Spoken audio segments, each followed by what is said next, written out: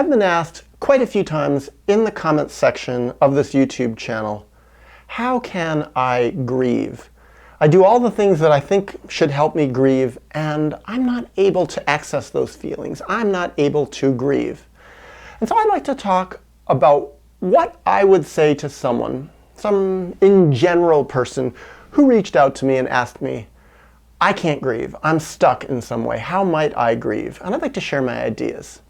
The first thing I would ask is, have you created a sense of safety in your life? Because often, grieving can be pretty damn overwhelming. It can actually resemble trauma for people who haven't created that sense of safety in their life. And to really be able to grieve, and to grieve effectively, it can't overwhelm you. If a person really is going to be overwhelmed by their grieving, then they probably shouldn't grieve. So I think a lot of people, if they haven't grieved yet, at some unconscious level, they're not consciously aware of it, but unconsciously they're aware, I'm not ready to do it. I'm not ready to blow the circuits of my mind. I'm not ready to destroy my life. And I think sometimes there are people, yes, I've seen people who have grieved before they're ready. Sometimes, oh, if I take ayahuasca, it can make me grieve. Or I've taken some deep drug that makes me blow up my feelings and they all come out and it's been so great. And then afterward, their life crashes and burns. I've seen this with people, and other times too. They've gone to a program where they're talking about their feelings for days and days and weeks. Maybe some sort of inpatient program that holds them, that gives them a sense of safety and comfort. And they feel their feelings, and then they grieve. And then when they get out of the program and they go back to their regular life doesn't hold them enough. And then they become overwhelmed, and they can literally have a breakdown over it. Go insane even. It can be absolutely terrible for their lives. So I think a lot of people, if they're not grieving yet, it means they're not ready. So a big part of becoming ready to grieve, being able to grieve, is to prove to your own unconscious that you can handle it. And so how would one prove it to one's own unconscious? I'm thinking, I would ask someone. These are just general questions that I might ask anybody who asks me the question, why can't I grieve? What's wrong with me? Or what might I do? How stable is your living situation? Is your living situation stable enough to hold you if you really become full of this deep emotion that grieving inherently is? How much money do you have saved up? Do you really have enough of a nest egg, enough of a comfort to hold you if, let's say, you're not able to work for a week or 2 weeks or a month? A lot of people don't have any money at all saved up. And I think, well, maybe unconsciously they know that if they grieve and they're not able to work for a week or 2 weeks or a month or 2 months, because sometimes that does happen with grieving, that it's not going to absolutely ruin their life. So maybe it's, there's a way to prepare to save more money. Also, what kind of friendships do you have? Do you have friendships, people that you can talk about it with? I hate to say it, but even maybe a psychotherapist, a good psychotherapist that would be able to handle the deep emotion, to be able to share what you're going through. But I think really deep down more friendship, but even deeper than that, regardless of the nature of the relationship, therapy, friendship, whatever it is, do you have some sort of deep emotional connection with another person who can see you, who can hear you, who can respect you, who can especially maybe have some perspective over what you are going through? Because sometimes when people grieve, I think especially early on, it can be a little confusing, and it can be really nice to be able to talk about it with someone who says, oh my God, you're grieving, what you're going through is healthy. Because I've seen people who start to grieve and they have no one around them who has any perspective. Sometimes people say, there's something wrong with you, you're sick, you're depressed, you need to go on an antidepressant now. Therapists even say that. They're terrified of grieving. I think a lot of people in the world, friends, therapists, lots of people, psychiatrists for sure, haven't done their own grieving. And so when other people grieve, it triggers them. And so sometimes people, maybe who want to grieve, don't have other people in their life who would be supportive of them. Or sometimes, this is sometimes the saddest thing, I have met quite a few people who say, I've done a lot, I feel like I should be grieving, but I'm not grieving, what's going on? And then I hear that they're actually living with their parents, or the closest people in their life to them are their parents. And sometimes the very things that they need to be grieving are in relationship to the failures of their parents from long ago. And yet, often it's not at all safe for them to be grieving the things that their parents did to them when their primary emotional support still comes from their parents. sometimes it can really backfire terribly on them. Sometimes their parents will reject them much more terribly. Or, heaven forbid, part of their grief process, which is very normal and healthy, is to feel all that ancient historical rage and anger over what happened. It sometimes is very unhealthy if their closest people in their life are the people who actually caused them the problems that led them to have this anger and rage and things like that. It's not safe. It can make their life worse. So unconsciously they're saying, they're saying to their self, oh self, don't grieve, it's not a good idea. So that's another thing I would ask people. How much distance have you taken from your family of origin? If your family of origin are which is often true, the primary people whose failures, whose losses, whose inadequacies, whose traumas that they cause you are the things that you need to grieve. Often, when people are close to their family, it's like a little button inside of them that says, no, can't grieve yet, can't grieve yet, you don't have enough distance. I've seen that for a lot of people. Sometimes the more distance that they take, the more, not just random distance where they get rid of their family but they have no new healthy life to hold them, but distance where they're in a new supportive life, a new life that has roots in the ground.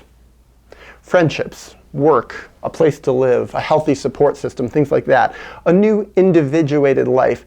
This unconsciously sends the message to a person, you are now ready to grieve the losses of where you came from, of the failures of your early childhood. So that's a big one. Another one I would ask people is, are you journaling? I know journaling isn't for everyone, but I also think that there are lots of different ways to journal. I talked about it in another video. Even speaking into voice memo on a person's phone can be a form of journaling. Basically, writing down or speaking or in some way putting out one's feelings, one's thoughts, so you can self-reflect on them. Developing a stronger self-reflective relationship with yourself. Exploring your history, maybe even writing down the history of your life. Writing down everything that you remember about your childhood. Writing down everything that you remember about the traumas that you experienced. A lot of times just getting it out on paper or even getting it onto a voice memo. Getting it out of oneself, listening to it later, reading what one has written, listen to what one has recorded, not for anyone else to hear, just completely in an uncensored way for a private, self-reflective relationship, for a relationship with one's own self, intended for you as your own audience. This can be transformative. This can be a big part of opening up the mess. Clearing away the cloud, clearing away the dirt to see, what's down there? What's inside of myself? This can really open up the door to one's deeper feelings. And I think this can be very helpful in leading one toward grieving, also leading one toward making healthier life decisions. Another question I would ask is, to what degree do you, if I'm going to use the word you, have unresolved addictions? What are you still addicted to in your life? I think everybody, myself included, has certain addictions. I think often our world looks at addictions in pretty narrow ways. Are you using illicit drugs, or are you addicted to alcohol? Specifically to certain substances that are deemed addictive substances. And yes, those can very easily be addictions, but there's lots of other kinds of addictions. So I think it's really important for people, if they want to grieve, to look at what their addictions are. Because when people have addictions, it's harder to grieve. In fact, addictions often serve that very purpose. Unconsciously, an addiction is a pad against grieving. It's a sort of wall that makes it easier for a person to not feel those deeper feelings. And often, there's a good reason for it. Those deeper feelings are incredibly painful. Addictions are a way to avoid pain, a way to feel comfort and pleasure without actually going through the process of healing. It's like bypassing the process of healing. So what are some of these addictions if they're not just drugs and alcohol? Well, people can be addicted to relationships. Romance is a big one. A lot of people are very addicted to their romance, meaning it's not a real healthy nurturing of the soul and the self. It's just a comfort. It's a distraction against feeling one's feelings. People can be addicted to the sex, specifically within the romance, or sex outside of the romance. I see there's a sex addiction. People going out and having lots of sex, or sometimes not even a lot of it, but just, well, diverting their unresolved feelings, diverting their self-reflective relationship, acting out their unresolved feelings into sexuality, even into maybe non-interactive sexuality, such as things like pornography, as a way to buffer against one's deeper, painful feelings. But what other addictions? I think a lot of people, they use their own children that way. They have children for that very purpose, a distraction, a way not to feel your feelings, a way not to move forward in your life, a way to get some less powerful being to love you and nurture you so that you don't necessarily have to do it for yourself, or more so to feel historically on a deeper level how unloved and unnurtured you were. I think a lot of times when people really come to the realization of how unloved and how unnurtured they were, it opens the door to that terrible, terrible sense of loss. And when people block that sense of loss, they block the realization of how unloved they were by having external people try to make up for it, like by having a child or having an unhealthy romantic relationship or even a romantic obsession about someone might love me. It allows someone to keep their deeper feelings at bay and not to grieve. So that's the basic idea that I have in terms of looking at one's own addictions and feeling how to resolve a person's addictions. Now I know a lot of people, oh, they have one addiction and then they replace it with another addiction. Even sometimes psychiatric drugs can be a kind of addiction. In the more general sense, people can be using them to not feel their deeper feelings. Oh, I'm feeling depression. I was feeling more empty and blank. Then I started to feel really terrible and depressed, and my therapist, my psychiatrist suggested I go on these psychiatric drugs, and often those drugs block the grieving. They block the deeper feeling. Sometimes that is their inherent purpose. And sometimes for many people that can be very comforting, especially if the grieving is coming up in a way that's just so absolutely overwhelming because they maybe haven't built the stability of their life to handle it. But to become healthier, a person has to feel those feelings. And so many times I've heard people say, when I was on various psychiatric drugs, lots of different types of drugs, antidepressants, mood stabilizers, antipsychotics, even anti-anxiety drugs, they couldn't access the feelings that allowed them to connect with their grief, and they felt stuck from it. Now that's not to say, oh, just stop taking your psychiatric drugs, because that can be an absolutely horrible and life-shattering experience. I know a lot of people who have gotten off their psychiatric drugs in a healthier way. A lot of times it's very, very slowly. I've seen some people who get off their psychiatric drugs too fast and absolutely ruin their lives, even ruin their bodies as the result of it. So I would say if you're going to get off psychiatric drugs and you're on them because you want to find out what's underneath in terms of your feelings, to figure out how to do that in a healthy, careful, often very, very, very slow way. But my basic idea is, if at all possible, avoid getting on them in the first place. That's a general idea that I think can be very healthy.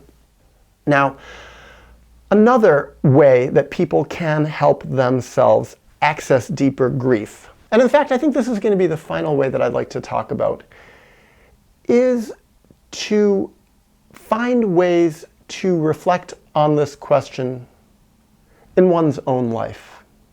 To think about it, to meditate on this question.